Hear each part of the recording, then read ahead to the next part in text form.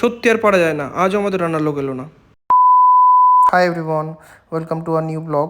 সকালবেলা উঠেই আমি আর বিদিশা চলে গেছিলাম ফার্স্ট জিমে। অ্যাকচুয়ালি আমরা প্রথমে যে জিমে যেতাম সেই জিমটা এখন আর যাচ্ছি না। অ্যাকচুয়ালি আমাদের কার্ল্টের মেম্বারশিপ নেওয়া রয়েছে, তো আমরা এখন নতুন একটা কার্ল্ট জিম জয়েন করেছি। জিম থেকে ফেরার পথে কিছু কিছু সবজি কিনে নিলাম। আজকেও আমাদের রান্নার লোক আসেনি, তো তাই জন্য ভাবছি আজকে হেলদি চিকেনের একটা রেসিপি বানাবো। তাই চিকেনের দোকান থেকে একটু চিকেনও কিনে নিলাম। চিকেন কিনেই বাড়ির পাশে মোর সুপার মার্কেটে চলে গেলাম। মোর সুপার মার্কেট থেকে বিদিশা বলছিল একটু দই কিনবে, আর আমি ভাবলাম একটু বিদিশার জন্য ইয়োগার্টও কিনবো। তারপরে আমাদের মনে পড়লো দই তো বাড়িতে আছে, তো ইয়োগার্ট আর দুটো প্রোটিন বার কিনে বাড়ি ফিরলাম। তো অ্যাজ ইউজুয়াল কালকে আমাদের রান্নার লোক আসেনি। এই রান্নার লোকটাকে নিয়ে কী করবো বুঝতে পারছি না। আমি যখন ব্যাচেলার ছিলাম তখন আসতো না, ঠিক আছে, বাট এখন খুব মুশকিল হয়ে যাচ্ছে। বাট ঠিক আছে, আজকে আমি চিকেনের একটা হেলদি রেসিপি বানাবো উইথ ভেজিটেবলস।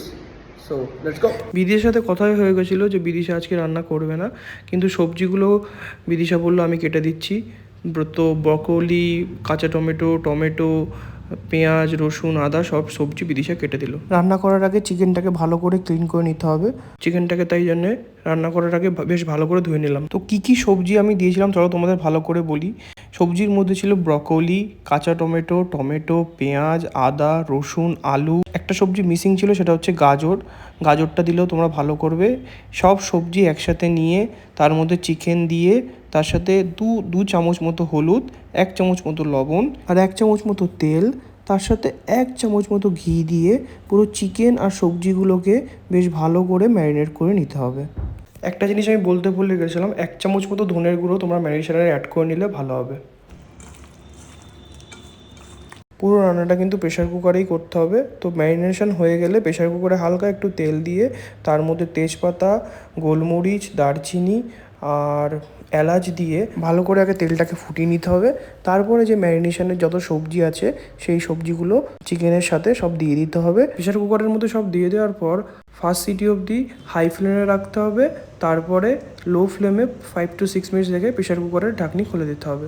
একটা সবজি আমি বলতে ভুলে গেছিলাম, লঙ্কা। সেই লঙ্কাটা কিন্তু তোমরা প্রথমেই দেবে। আরও দুটো সবজি হলো বিনস আর ধনেপাতা। বিনসটাকে কিন্তু তোমাদের রান্নার একদম মাঝখানে দিতে হবে এবং বিনসটা সেদ্ধ হওয়া অবধি কুক করতে হবে। আর ধনেপাতাটাকে লাস্টে দিয়ে গার্নিশিং করলেই হবে। আমি যখন চিকেন রান্না করছিলাম বিদিশা বললো ভাতটা আজকে আমি করে দিচ্ছি, তো বিদিশা ভাত বসালো। চিকেনের সাথে খাওয়ার জন্য আমি একটু শশা কেটে নিচ্ছিলাম। শশার কিন্তু আমার চোখলা শুদ্ধ খেতে বেশি ভালো লাগে। আমি জানি না তোমাদের কেমন লাগে, তোমরা আমাকে জানিও, কিন্তু আমার কিন্তু চোখলা শুদ্ধ খেতেই বেশি ভালো লাগে।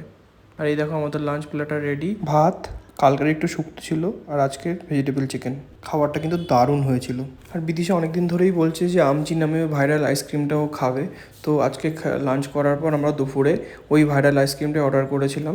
বিদিশার খুব পছন্দ হয়েছে, কিন্তু ফ্র্যাঙ্কলি স্পিকিং আমার মানে যতটা হাইপ হয়েছিল তার থেকে একটু কমই ভালো লেগেছে। আর আমার দামটাও একটু বেশি বলে মনে হয়েছে। দুপুরে ভাত কম দেওয়ার পর দেখলাম বিদিশা আমার জন্য একটু চা করে দিয়েছে।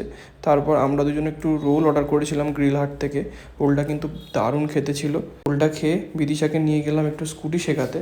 ও রিসেন্টলি আমার কাছে স্কুটি শিখছে। তো এইভাবেই দিনটাকে শেষ করলাম। Thank you, bye by.